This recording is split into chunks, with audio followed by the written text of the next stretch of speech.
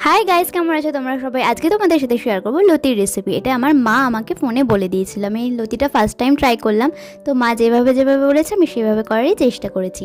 তো ফার্স্টে আমি লতিটা হালকা গরম জলে একটু ভাপিয়ে নিয়েছিলাম। তারপরে চিংড়ি মাছগুলো ভালো করে ধুয়ে নুন হলুদ মাখিয়ে ওটা হালকা ভেজে নিয়েছিলাম। এটা কিন্তু হালকা ভাজে, বেশি ভাজলে একদমই ভালো লাগবে না। তারপরে আমি ওই তেলেই শুকনো লঙ্কা, তেজপাতা আর কালো জিরে হালকা ভেজে নিয়েছিলাম। তার মধ্যে আমি অ্যাড করে দিয়েছিলাম পেঁয়াজগুলো দেওয়ার পরে হালকা নাড়িয়ে নেবে। তারপরে একটু ব্রাউন ব্রাউন কালার যখন হয়ে আসবে তার মধ্যে তোমরা অ্যাড করবে কাঁচা লঙ্কা কুচি আর হচ্ছে আদা রসুনের পেস্ট। এটাও ভালো করে কষিয়ে নিতে হবে যতক্ষণের কাঁচা গন্ধটা চলে যায়। তারপরে এর মধ্যে আমি অ্যাড করেছিলাম টমেটো তোমরা পেস্ট হিসেবেও ব্যবহার করতে পারো, আমি এখানে কেটেই ব্যবহার করেছি। তারপরে তোমরা গুঁড়ো মশলা কিছু অ্যাড করে দেবে, আমি এখানে লঙ্কা গুঁড়ো আর জিরে গুঁড়োটাই ব্যবহার করেছি। তারপরে চিংড়ি মাছগুলো দিয়ে ভালো করে কষিয়ে নিতে হবে। তারপরে লতি দিয়ে কষিয়ে নিলেই রেডি আমাদের চিংড়ি লতি।